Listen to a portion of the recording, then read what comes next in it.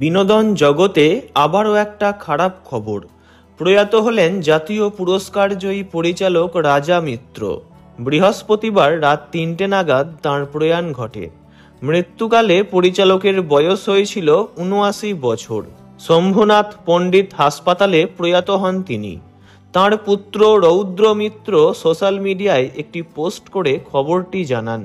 তিনি বলেন, চলচ্চিত্রে ৬বারের জাতীয় পুরস্কার বিজয়ী রিজু শিরদাঁড়া, জেদি এবং বরাবরই স্পষ্টবাদী আমার বাবা রাজা মিত্র আজ গভীর রাতে ৩টের সময়ে ক্যান্সারের সঙ্গে লড়াই করে প্রয়াত হয়েছেন।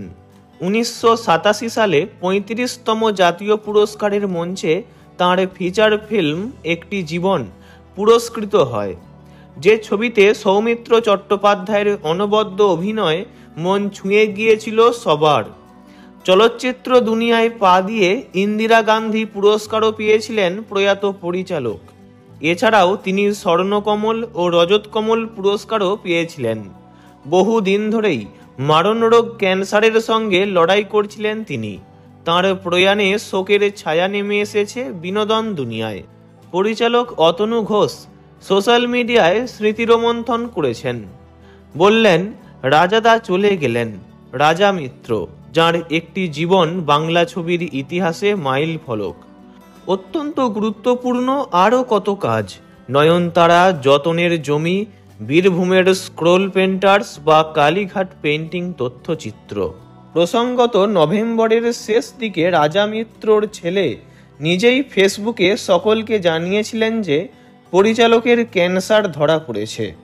ফুসফুসে ক্যান্সারের সঙ্গে মস্তিষ্কে টিউমারও হয়েছে তাঁর। জানিয়েছিলেন বাবা এখন অসুস্থ। এই অবস্থায় ওনার সঙ্গে ফোন, মেসেজ বা ফেসবুকে কোনোভাবে যোগাযোগ করা সম্ভব হবে না।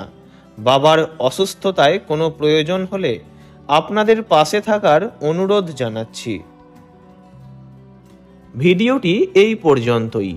বিনোদন জগতের সব রকম খবরাখবর জানতে চ্যানেলটি অবশ্যই সাবস্ক্রাইব করবেন। ধন্যবাদ।